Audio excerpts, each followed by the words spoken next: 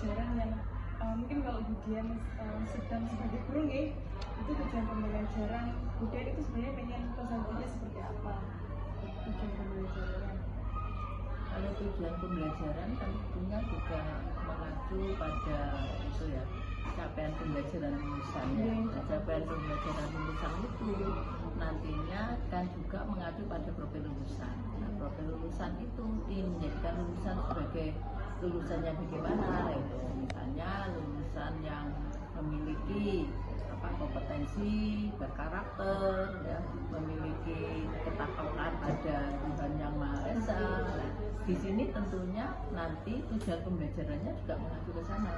Jadi tujuan pembelajaran itu nanti disesuaikan sehingga materi pembelajaran yang dibebankan ini tentunya mengacu ya pada capaian pembelajaran tadi.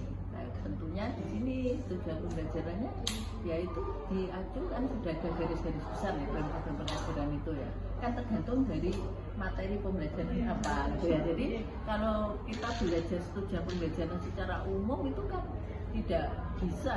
Itu kan tujuan pendidikan nasional yang mengajar sana. Kalau tujuan pembelajaran yang dikehendaki tentunya kan mengacu juga pada mata pelajaran apa sih gitu ya. Nah, misalnya mata pelajaran Pancasila tentunya kan menjadikan ya peserta didik yang memahami dan bisa mengamalkan nilai-nilai Pancasila dalam kehidupannya. Nah, ini tentunya mengacu capaian pembelajaran lulusan. Nah, ini menjadikan misalnya peserta didik ya yang berjiwa Pancasila, memiliki kompetensi, yang berkarakter. Nah, ini tentunya harus disinjangkan, dimainkan. Nah, tujuan pembelajaran ini tentunya masing-masing mata pelajaran berbeda karena masing-masing mata pelajaran kan mempunyai karakteristik masing-masing. Nah, ini yang harus dipahami oleh guru. Tapi kalau bagaimana pembelajaran yang didesain supaya peserta didik itu senang, menyenangkan ya itu beda ya. Itu kan kita bagaimana menjadikan suatu pembelajaran ya yang peserta didik merasa nyaman dan senang. Tentunya ada inovasi-inovasi dalam pembelajaran. Jadi bisa dibedakan antara tujuan pembelajaran yang dirancang berdasarkan mata pelajaran dan tujuan kita melaksanakan proses pembelajaran. Itu dua hal yang berbeda gitu ya. Kalau proses pembelajaran tentunya kan bagaimana proses pembelajaran itu menyenangkan bagi peserta didik, karena sekarang peserta didik kan tidak hanya sebagai belajar tapi pembelajar, sehingga bukan hanya materi yang kita berikan tapi kompetensi apa yang didapat setelah peserta didik mengikuti atau mendapat materi pelajaran. Nah, tentunya tujuan pembelajaran harus dirancang dengan baik karena tujuan pembelajaran itu ada ini ketentuan persyaratan yang dikenal dengan ABCD. Audionya siapa, ya kan? BABO-nya gimana, kondisinya bagaimana, degree-nya bagaimana kan gitu tingkatannya, gitu kan? Peserta didik dapat menyebutkan dua jenis ya ikan vertebrata gitu kan, nah, dengan nah, itu berarti kan kita berABCD, tapi masing-masing materi pelajaran itu beda-beda.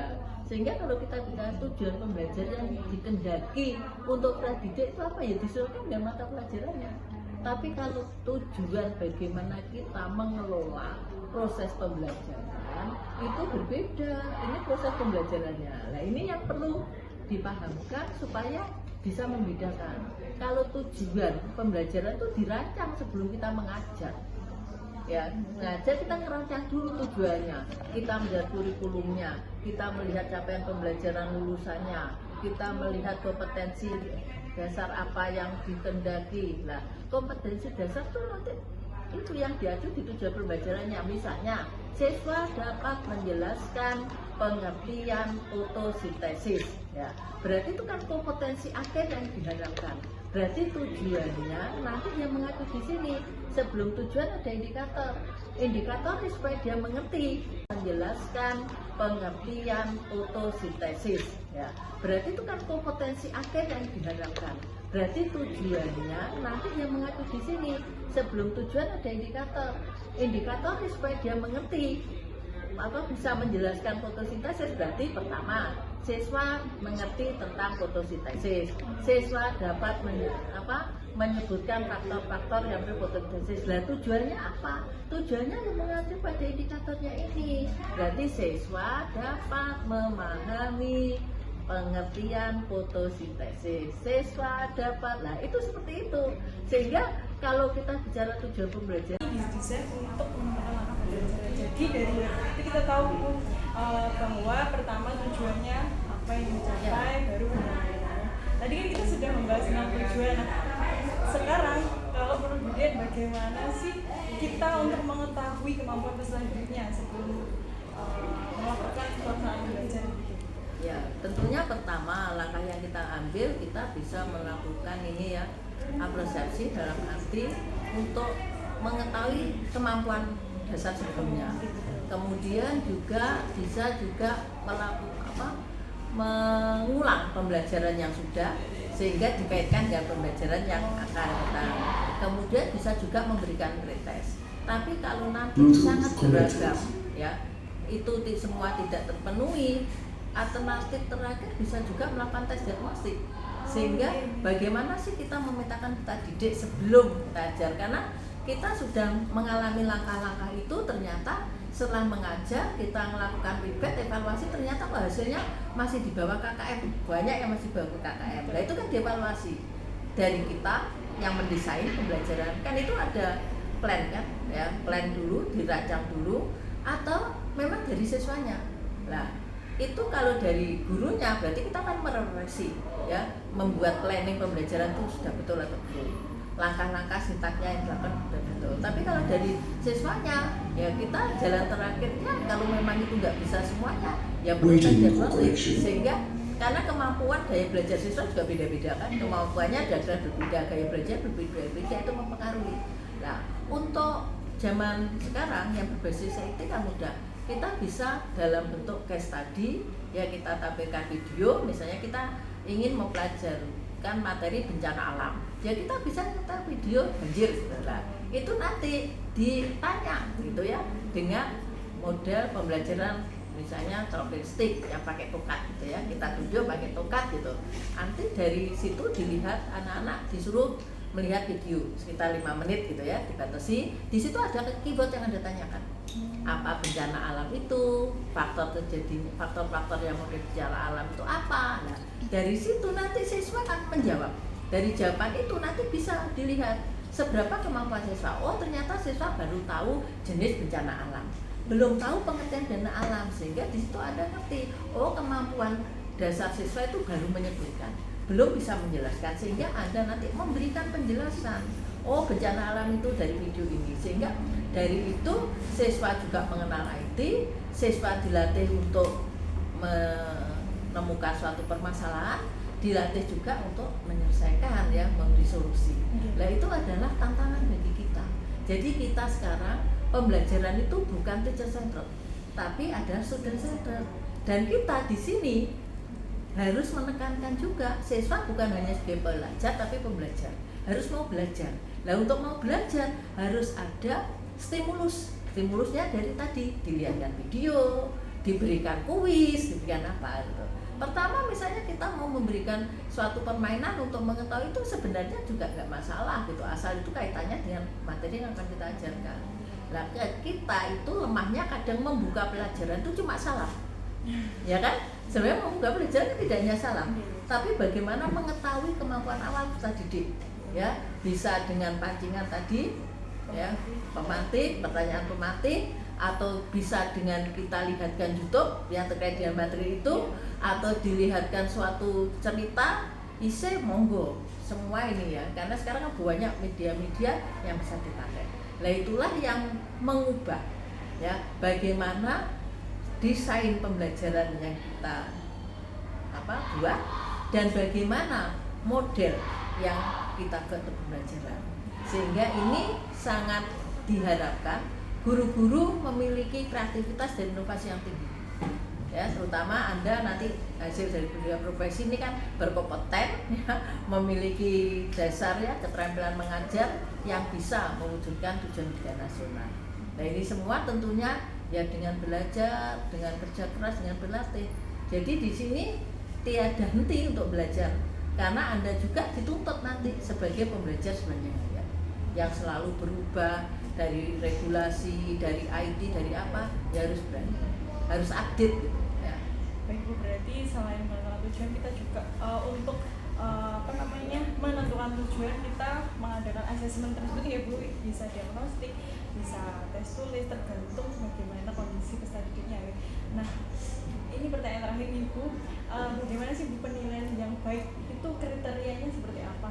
Dan penilaian yang baik. Baik, tadi yang untuk asesmen awal untuk apa itu bukan ke arah tujuan ya, maksudnya kan tadi untuk mengetahui kemampuan awal ya, kemampuan awal. Tujuan kita untuk mengetahui kemampuan awal itu bisa seperti itu ya, dengan tes diagnostik dan apa ya. Jadi ini harus diluruskan loh ya. Jadi untuk mengetahui kemampuan awal siswa kan tadi dengan itulah. Bagaimana evaluasi yang baik? Evaluasi yang baik ya mengacu tadi pada indikator ketercapaian, mengacu pada tujuan. Karena evaluasi itu kan berdasarkan itu ya, satu indikator ya itu maksimal kan 2 soal. Nah kalau indikatornya ingin siswa mengetahui ya tentang fotosintesis atau siswa mampu menjalankan fotosintesis, berarti soalnya kan harus ini. Jangan sampai indikator ini tujuannya ini fotosintesis tapi soalnya lain, soal respirasi kan beda. Makanya evaluasi yang baik yang mengacu tadi ya pada indikator pembelajarannya tadi apa ya. Nah indikator itu kan tidak lepas dari itu kompetensi akhir ya yang diharapkan kan. Kemudian capaian kompetensi akhir yang diharapkan di breakdown ke indikator, di breakdown ke tujuan, ada materi pelajaran ya kan, ada metode, ada tes evaluasi. Ini kan benang merahnya. Sehingga kalau tadi kompetensi akhir yang diharapkan siswa mampu menjelaskan pengertian fotosintesis, indikatornya siswa berarti tahu pengertian fotosintesis, tahu penyebab fotosintesis, tujuannya berarti siswa mampu menjelaskan pengertian fotosintesis, berarti soal metodenya pembelajaran misalnya tadi conceptual learning, berarti tesnya ya ini jelaskan pengertian fotosintesis. Berilah 2 contoh tumbuhan yang bisa melakukan fotosintesis. Nah itu berarti kan garisnya ada. Nah, evaluasi yang baik seperti itu. Untuk model evaluasi disesuaikan. Boleh IC, subjektif tes, boleh multiple choice, boleh nanti case permasalahannya ke studi ya sesuai dengan tingkatannya. Kalau tingkatannya SD kelas 1 kan nggak mungkin ke studi kan seperti itu ya, tapi disesuaikan.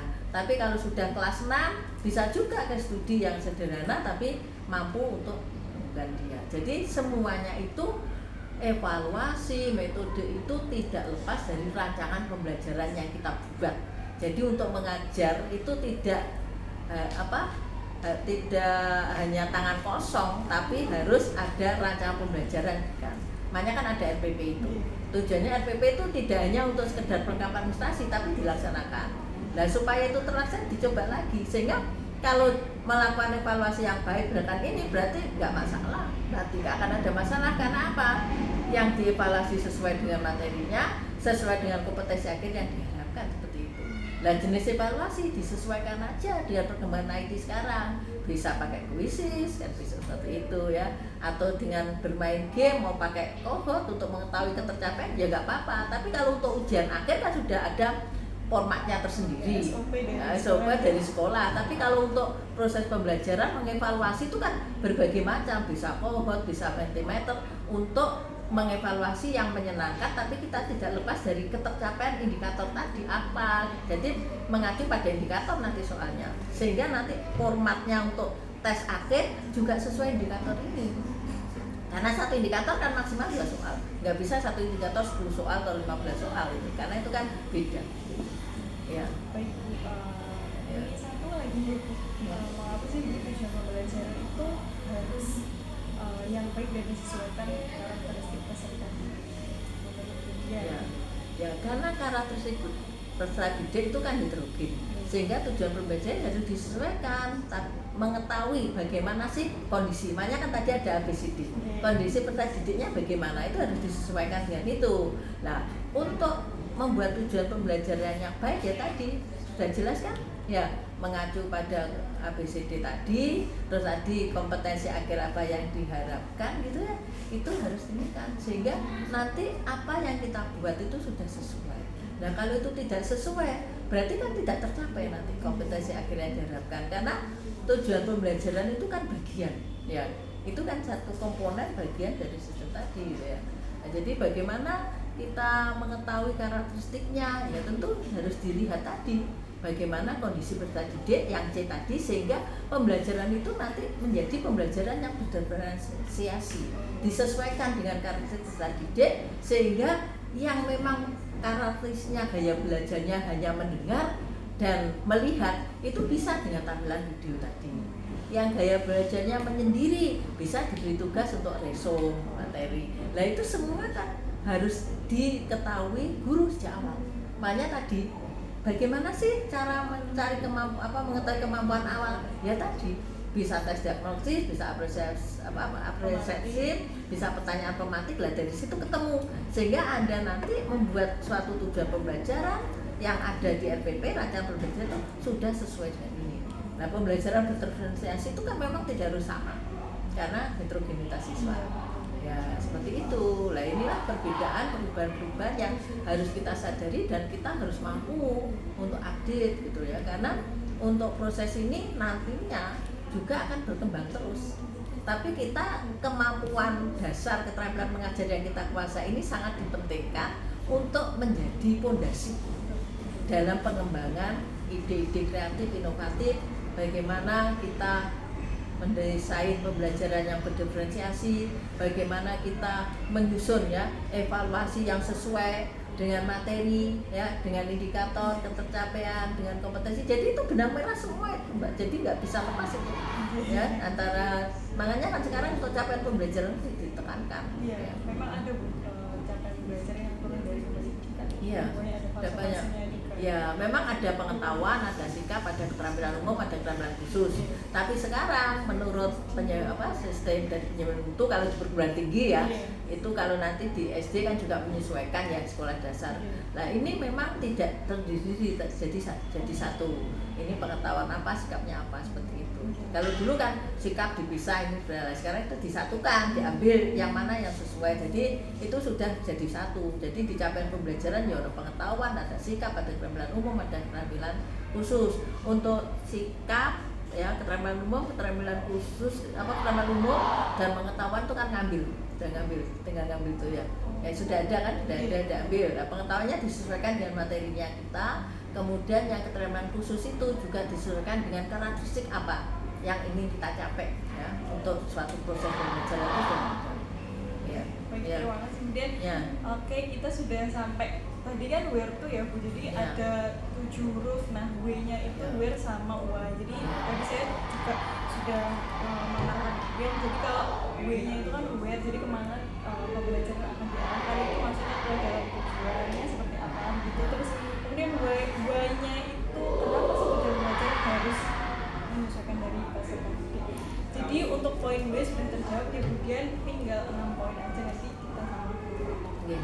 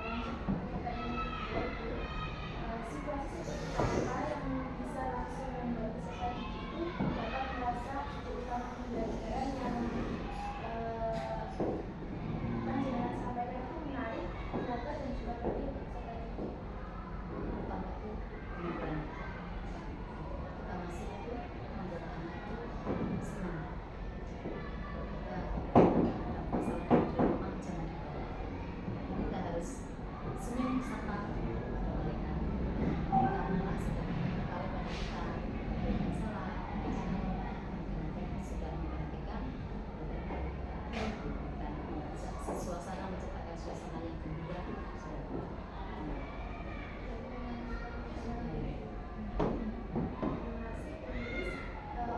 Pertanyaan selanjutnya, bagaimana cara Anda sebagai guru itu menyampaikan materi agar peserta didik itu menjadi lebih tertarik dan ingin tahu banyak dengan materi yang panjenengan ajarkan?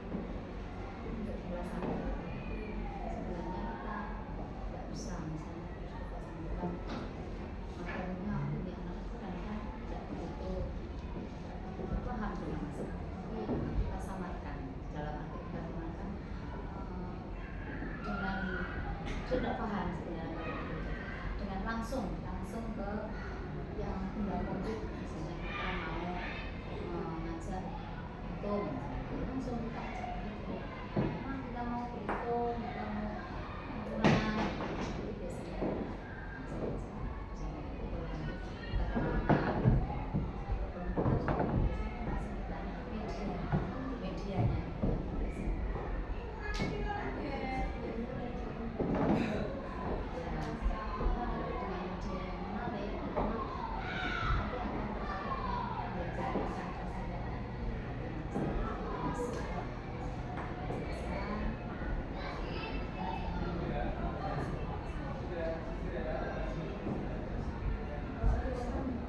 Jika pembelajaran mengenai itu, apa yang bisa panjenengan lakukan untuk tetap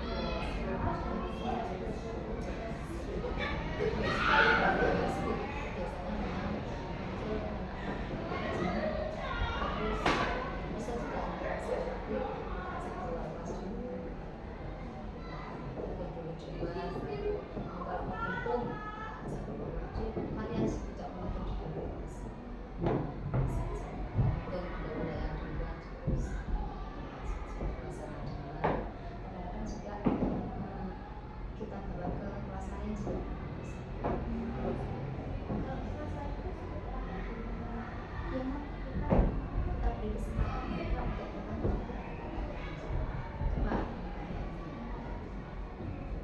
Kita beri kesempatan mereka untuk bertanya. Coba Pak ini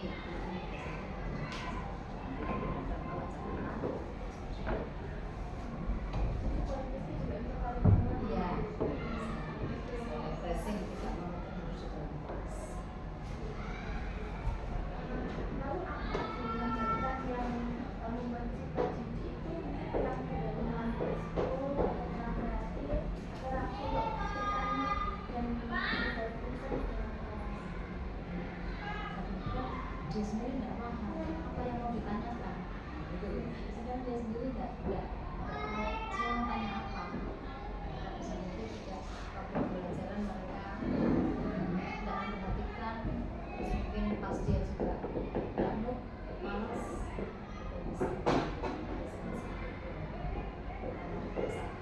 apalagi yang anak-anak sudah melihat kondisi anak majemuk ya,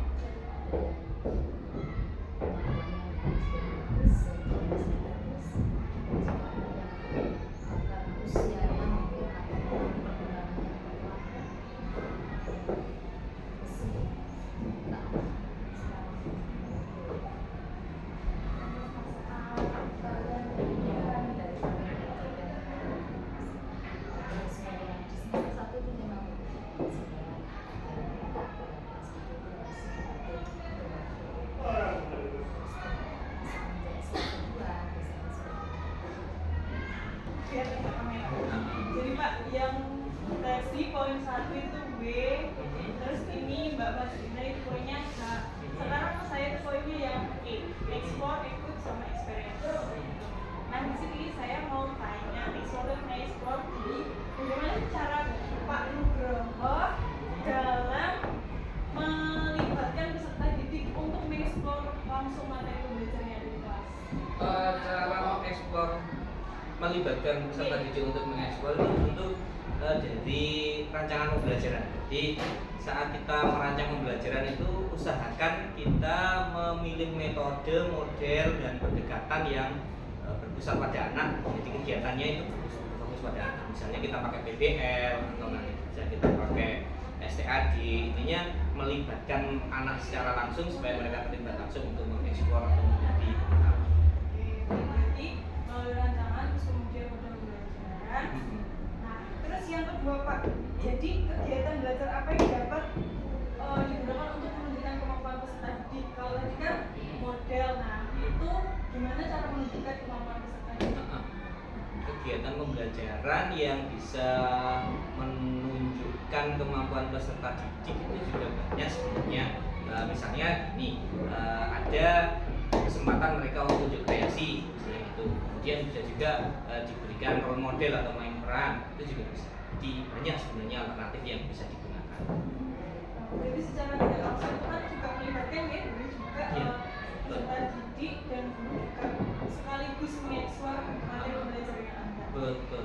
Oke baik, nah ini pekerjaan rumah apa yang dapat mendukung peserta didik dalam mengembangkan pemahaman mereka tentang materi pembelajaran? Jadi selain di sekolah mungkin ada pekerjaan rumah yang keterkaitannya ada pada belajar atau belajar yang ada di sekolah. Kalau secara pribadi saya sendiri termasuk orang yang kurang setuju dengan pekerjaan rumah. Jadi sebisa mungkin anak itu ya selesai pembelajaran di sekolah ya sekolah. Berikan mereka kesempatan untuk berkembang dengan dunianya di rumah sesuai dengan usianya. Tapi kalau memang dituntut harus ada pekerjaan rumah atau tugas, ya setidaknya tugas itu yang melanjutkan atau memfollow up materi dan pelajaran yang hari itu dikerjakan di sekolah. Jadi sebagai tindak lanjutnya pro kontra. Iya betul. Ada wali murid yang menyuruh untuk anak-anak diberi tugas rumah. Misalnya kalau anak-anak di rumah tidak belajar, kalau tidak ada tugas, tidak ada PR mah, tidak ada ulangan. Ya, orang tua pun jadi bingung maksudnya untuk ini loh sebagai panjatan atau senjata orang tua untuk anak diajak belajar. Di samping itu ini kalau memang orang tua menghendaki anak diberi tugas, saya sampaikan ke wali murid di rumah harus didampingi, mengerjakan tugas harus didampingi. Namanya pekerjaan rumah itu harus betul semua. Dalam arti di situ kan di rumah ada tempat Kalau ini Pak, jadi ada kegiatan dari peserta didik yang di rumah, terus ada keterkaitannya sama materi pembelajaran itu apa Pak? Contohnya mungkin misalnya kalau di sekolah kan kita menyesuaikan peserta didik dari karakteristiknya, terus juga ada namanya belajar kontekstual ya Pak yang secara nyata dialami sama peserta didik. Apa Pak? kegiatan sehari-hari mereka yang berkaitan sama pembelajaran. Contoh paling gampang yang kemarin pas yang kelas 6 ini materi rasio. Materi rasio itu kan ya betul. Jadi rasio itu kan bisa sangat kontekstual dengan kehidupan anak-anak di rumah. Misalnya mereka ketika membuat sirup minuman sirup, atau mereka membuat kopi, atau waktu mereka membantu ibunya ketika membuat kue, itu sangat kontekstual dengan kehidupan anak. Berarti sudah ini ya Pak, dari poin A itu tadi Betul. sudah tercapai. Terus pertanyaan kedua Pak, pengalaman di luar kelas apa yang diperlukan untuk memperdalam membantu peserta didik dengan materi pembelajaran? Kalau untuk pengalaman di luar kelas itu sebenarnya tergantung dengan materi atau topik yang kita bahas juga. Betul. Betul. Gitu.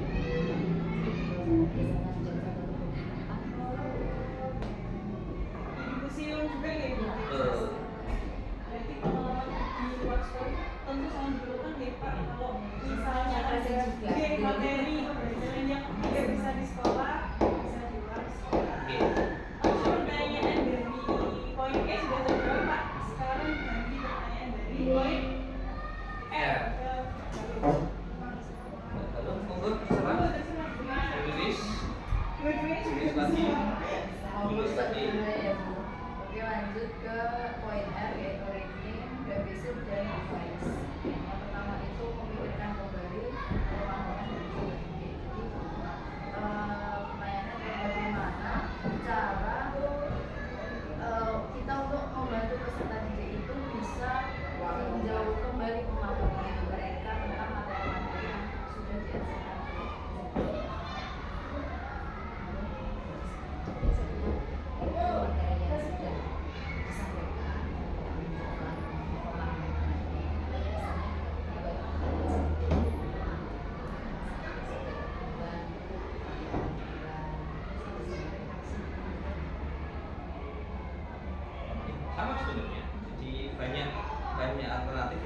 mereka bisa tanya jawab langsung atau bisa membuat lembar refleksi mandiri. Banyak alternatif. Selanjutnya Pak, bagaimana peserta didik itu bisa memperbaiki mesin mereka mungkin dengan berbagi atau hasil dari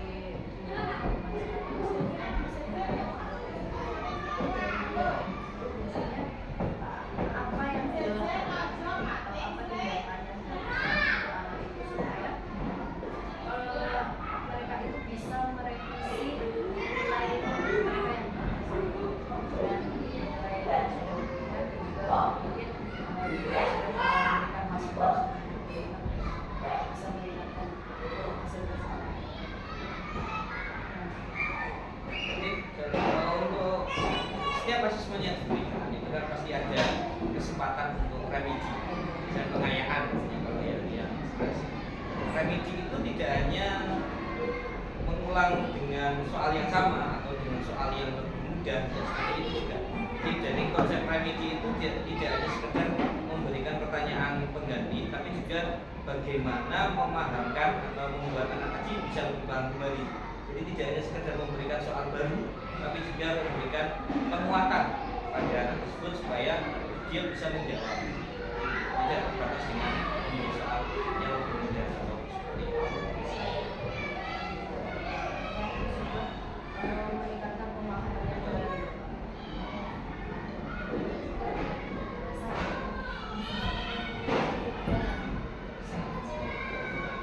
Simpel dengan soal yang sama pun 3 kali ya mas.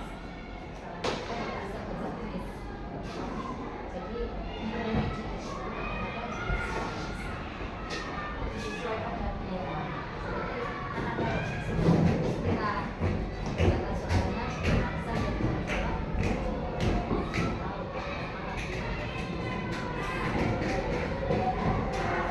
Lanjut pertanyaan terakhir, apa saja sih yang biasa atau lakukan untuk mendorong siswa itu bisa lebih reflektif terhadap proses pembelajaran yang dilakukan?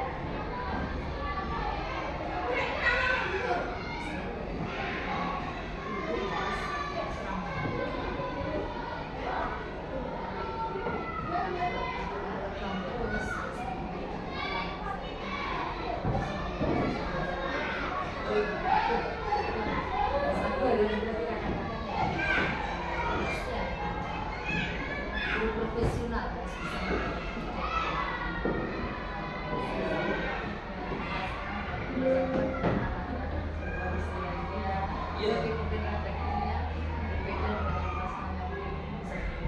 Kurang lebihnya sama. Intinya ketika kita bisa memposisikan diri di anak itu anak menyenangkan, mereka pasti bisa menyampaikan apa yang mereka rasakan itu lebih mudah. Tapi kalau mereka sudah merasa tertekan, mereka istilahnya tidak akan jujur.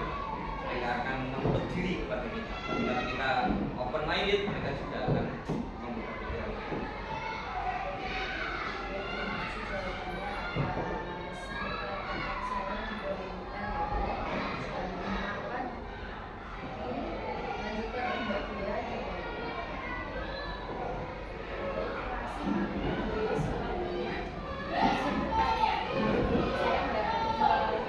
Poin E itu excited dari Fabir. Ini ada 2 pertanyaan dari ini saya tanyakan kepada yang pertama ini terkait dengan bagaimana sih menunjukkan bahwasanya kegiatan pembelajaran itu berhasil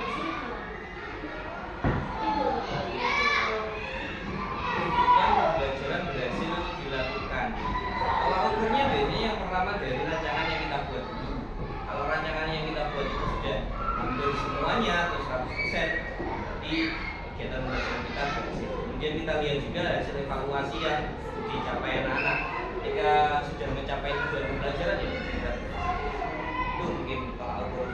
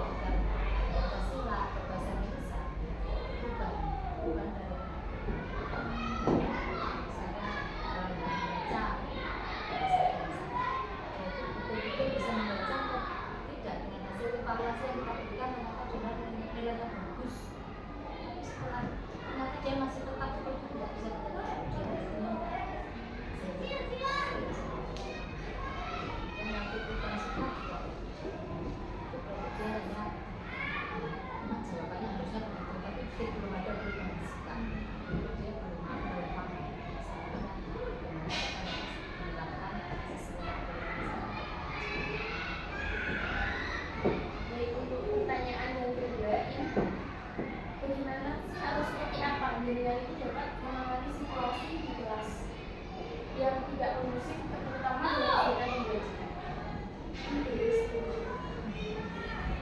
Ini kembali ke itu tadi, kembali ke pengawasan kelas dengan pengalaman yang bagus. Kita ajak bagaimana anak kembali ke suasana komunitas yang lebih menarik dan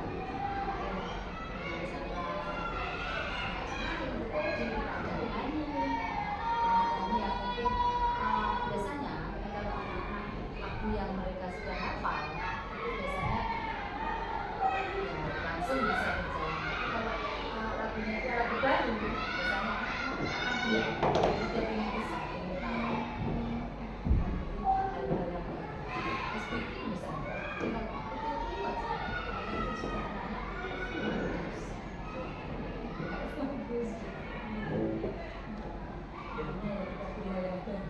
Itu setuju Bu Lilis. Jadi kalau untuk menenangkan kembali atau istilahnya memfokuskan kembali anak-anak yang seperti yang disampaikan. Cuman kalau untuk di kelas yang istilahnya lebih dewasa, kelas 6, bisa kita awali dengan membuat kesepakatan kelas dulu. Jadi di awal setiap pelajaran, setiap kegiatan itu kita buat kesepakatan kelas. Tapi tetap namanya juga anak, walaupun mereka sudah kelas 6, tentunya masih ada yang namanya rasa bosan. Sehingga guru juga harus kreatif bagaimana membuat rasa bosan anak-anak itu kembali lagi menjadi fokus. Baik, ini pertanyaan terakhir Pak terkait dengan evaluasi dari kegiatan pembelajaran. Apakah evaluasi yang saya pakai itu sudah efektif untuk dijadikan materi pembelajaran? Kalau untuk evaluasi yang kita rancang harusnya sebisa mungkin yang efektif untuk mengukur konsultasi tadi. Percuma kita buat evaluasi kalau tidak bisa kita gunakan untuk mengukur. Jadi makanya latihan atau pembelajaran untuk membuat asesmen atau penilaian itu sesuai dengan materi dan sesuai dengan tujuan pembelajaran yang kita buat untuk hari ini.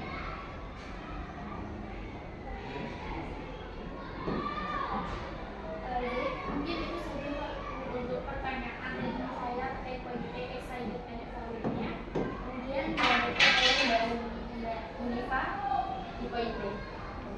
Terima kasih banyak sebelumnya ini Pak poin B aku teknologi students artinya disesuaikan dengan siswa.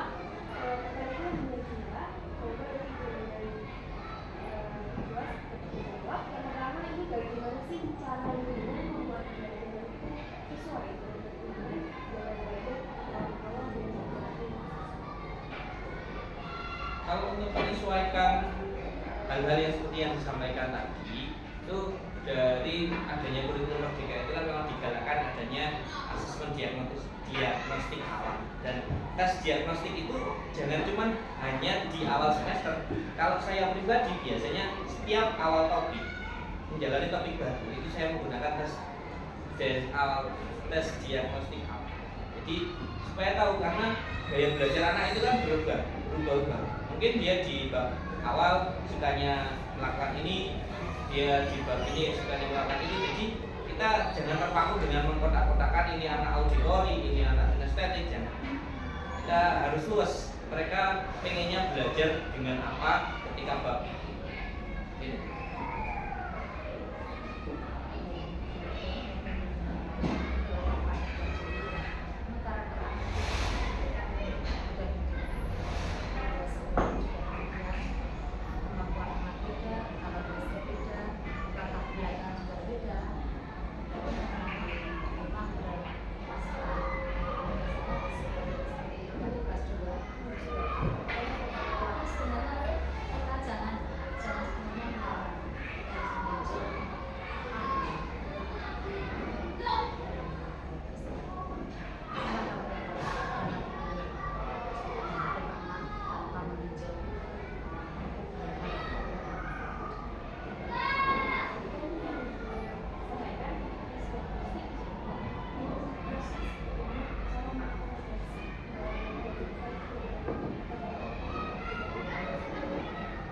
Dari tes diagnostik awal tadi adalah kita menyiapkan pembelajaran yang diferensiasi.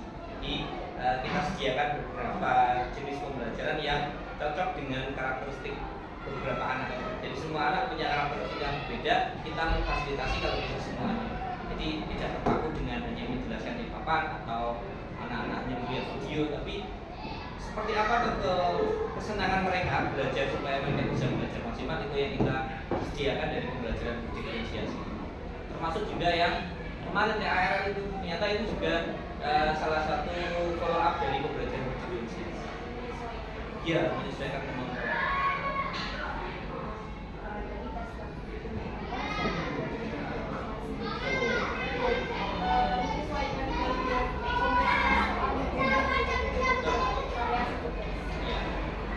Terus untuk pertanyaan yang kedua, Bapak dan Ibu, bagaimana cara menyesuaikan cara pembelajaran dan suatu saat kelas dengan itu ada kelas perubahan kondisi supaya tetap terlibat aktif dan pembelajaran berjalan. Jadi berjalan dari silakan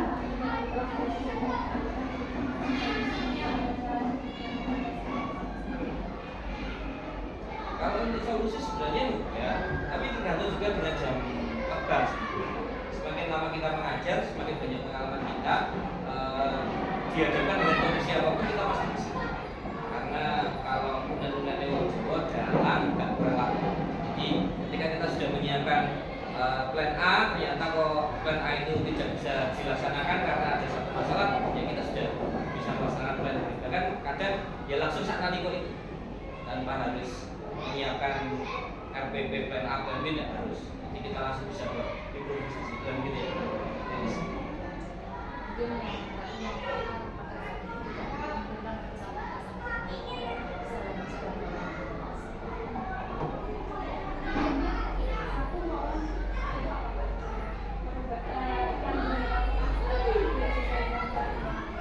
Contohnya Oke. Atau ini sebab ketika saya ngajar pembelajaran diferensiasi, salah satu kelompok kan yang mereka cocok dengan audiovisual kan sudah saya siapkan video di saluran kok. Ternyata video yang saya download itu korup dan tidak bisa dilihat. Otomatis kenapa saya harus download dulu? Karena menjaga juga menyiasati kalau mereka melihat di YouTube langsung, nanti takutnya muncul istilahnya yang tidak senonoh atau lain sebagainya. Jadi saya download dulu videonya, ternyata korup, sehingga saya harus berimprovisasi untuk kelompok tadi. Saya menunggu lebih lama untuk melihatkan video yang saya maksud tadi, supaya mereka tidak kesasar ke video-video yang lain. Karena kan bisa saja mereka membuka yang lain, misalnya tutorial sesuatu atau kesenangan mereka. Jadi improvisasinya salah satu contoh improvisasinya seperti itu. Iya, betul. Ya, sama-sama.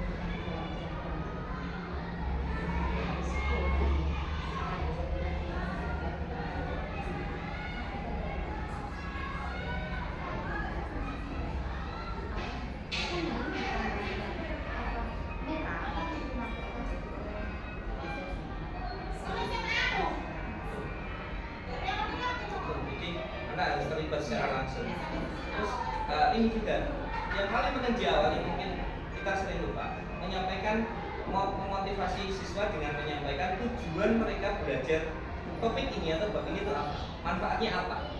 Ketika mereka tahu manfaatnya, mereka akan iya, aku sebenarnya ingin jadi pelukis, jadi saya harus tahu caranya mencampur warna. Jadi memotivasi di awal dengan menunjukkan manfaat dari belajar topik ini itu di awal. Terus yang kedua yang sangat penting juga yang disampaikan Bu tadi, mereka harus terlibat secara langsung. pasti mereka akan ingat dan paham.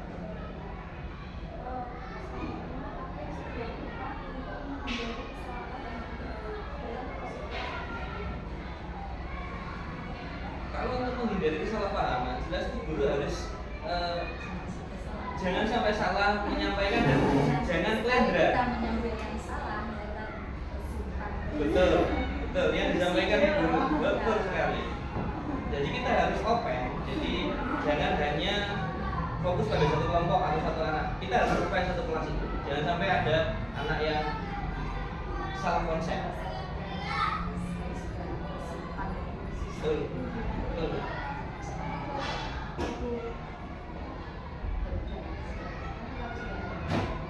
Pribadi bangsa. Ada pribadi bangsa. Betul, Itu betul. membedakan sulit sekali. Jadi jangan sampai salah. Kadang-kadang gini aja, kita sudah menjelaskan itu salah pada di rumah dibutuhkan orang lain tidak percaya, dia akan lebih percaya pada meskipun itu salah sih. Kalau kita ada harus merawat misalnya.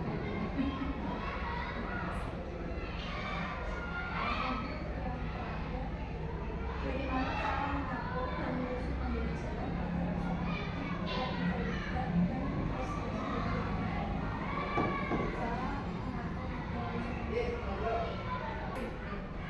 Mengatur.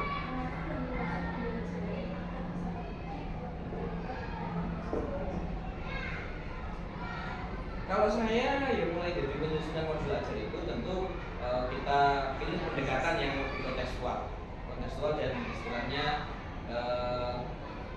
melibatkan mereka lebih banyak. Jadi yang berpusat pada mulai dari penyusunan modul ajar.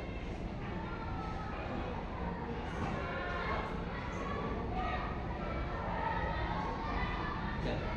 Oke, baik, terima kasih Bu Rini dan Pak Nugroho. Kami telah menyelesaikan konsep where to yang dijalankan oleh Bikin ya. Oke, terima kasih banyak atas pendapat dan jawabannya. Semoga nanti bermanfaat bagi kita semua dalam menyusun ranah belajar karena where to ini disusun sesuai prinsip UGT, understanding by design. Itu disusun dari